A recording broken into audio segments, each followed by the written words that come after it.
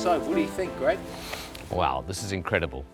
No question, a world-class team like AFC Bournemouth requires a world-class training facility, and this is surely it. You just look at it. So, who are we going to be talking to today?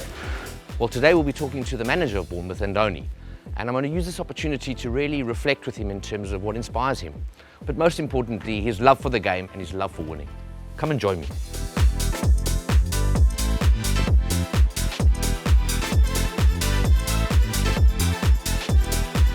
Absolutely beautiful. Imagine playing on this. I remember as a school kid, I wasn't so lucky. I mean, we planned it all.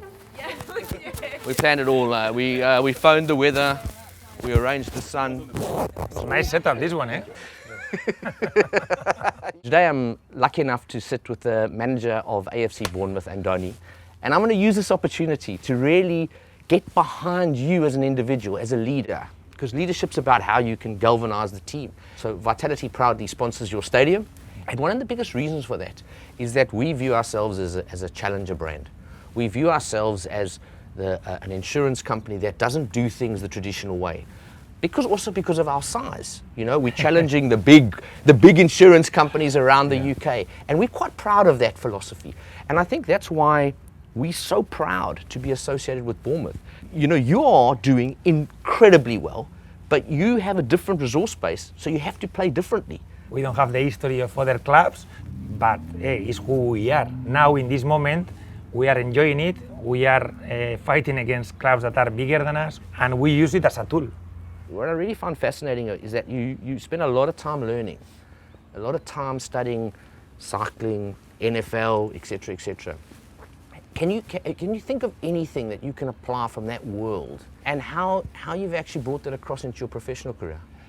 Yeah, I like to analyze different sports, especially with cycling. As you said, it's really an individual sport, but it's all the team working for one, and everyone is giving their best just to give our leader a 5% more chance of winning. And this collectiveness, especially, I think in football is key. At the end, I always say, it's difficult to understand individual success without collective success. Absolutely. But it's challenging because it's actually selfless. Yeah. And the challenge is, I guess, egos come through and everyone wants to be seen as the success, but the real great teams and the real great success stories are selfless stories. You know, when I come to this amazing new training ground and this facility, I see a brilliant team, a really strong and focused manager and leader, and a wonderful setup. What are the other conditions that you look at and you can say, wow, if I get these right, you know, this is how I take Bournemouth to the next level? Yeah, the facilities, everything around the club and how it's growing is to help us, to help the players, to give us the best tools, to give us less excuses. But at the end, it's more about persons. This Absolutely. is about football, everything is about persons. And everyone focusing in what we want to achieve. This looks from the outside amazing, but this will not win us games. You're so right. I think it's the coming together of everything. And I guess a facility like this is very attractive also when you bring new talent in. In many ways, your back room play a critical part, but yet it's not necessarily always as visible. How do you keep them on that journey and how do you inspire them? For me, they are a huge part of a club, a huge part.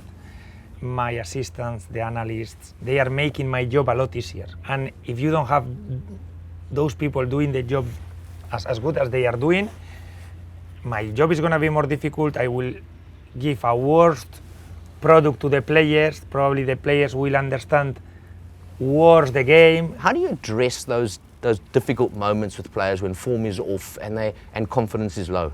I think we are lucky, most of the managers, to have experienced those processes as players, no? And you remember moments where you were struggling as a player. We are assistants mostly, and managers are assistants. Our job is to try to maximize everyone, try to put everyone in the position so they can show their level. And you have different approaches with the players. When we are playing well, when we are doing well, probably is the best moment to push them under pressure, to even require more, and opposite. When they are probably in the worst moment, try not to be as critic, yeah, probably.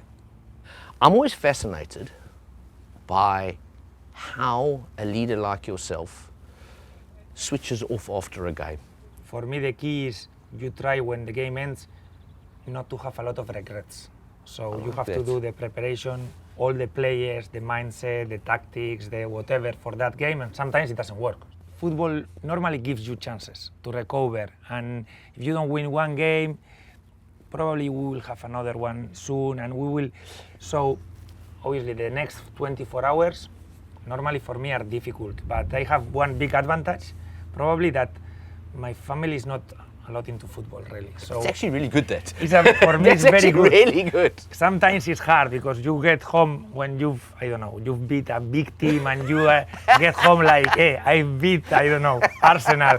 And you get home, you go through the door and the kids are fighting and in 2 minutes we are not talking anything about the game. That's fantastic. So, but it's good also in the bad times because it happens opposite and you need to show composure because everyone is analyzing you. Absolutely. They always say, good teams are built in the hard times. Oh, for sure. And I really believe in these things, yes. I think that sums up this discussion. It sums up your philosophy. I love the fact that you are a winner, but you're a winner as a wonderful human being too, who is really making such an impact on the sports field, but also off the sports field and really having such a positive impact in communities, on people's lives. And I just want to say really thank you so much for talking to us today. Thank you, thank you. Thank you very much. It's been really nice. Thank you. Thank you. Good.